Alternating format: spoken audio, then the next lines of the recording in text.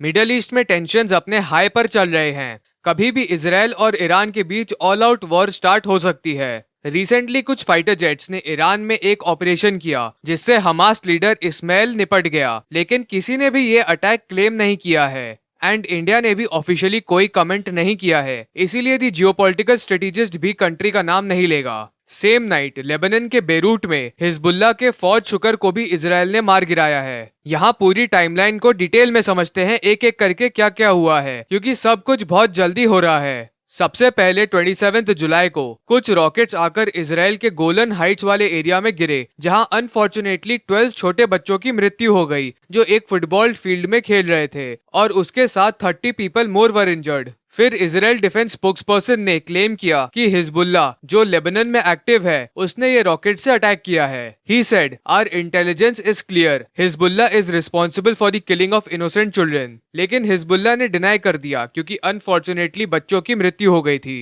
28 को इजराइल के PM Netanyahu US trip को कट शॉर्ट करके जल्दी से तेल अवीव में लैंड करते हैं और मजदल शम्स में हुए हमले पर हाई लेवल मीटिंग होती है, जिसमें यह आउटकम निकलता है कि इसका बदला लिया जाएगा।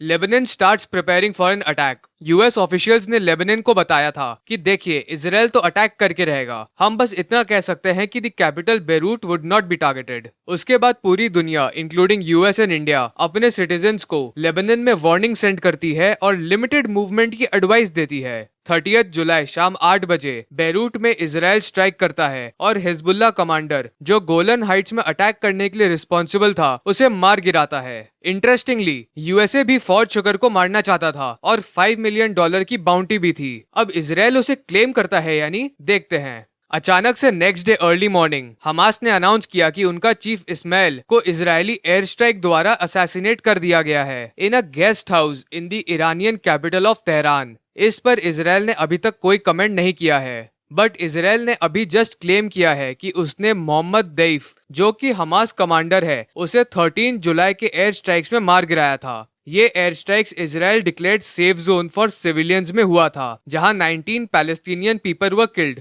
अब वर्ल्ड में इसका क्या रिएक्शन आता है देखते हैं। So tensions are very high in the whole of Middle East right now. Iran ने अटैक अनाउंस कर दिया है और हूती रेबल्स ने भी सेवियर कॉन्सिक्वेंसेस की वार्निंग दे दी है।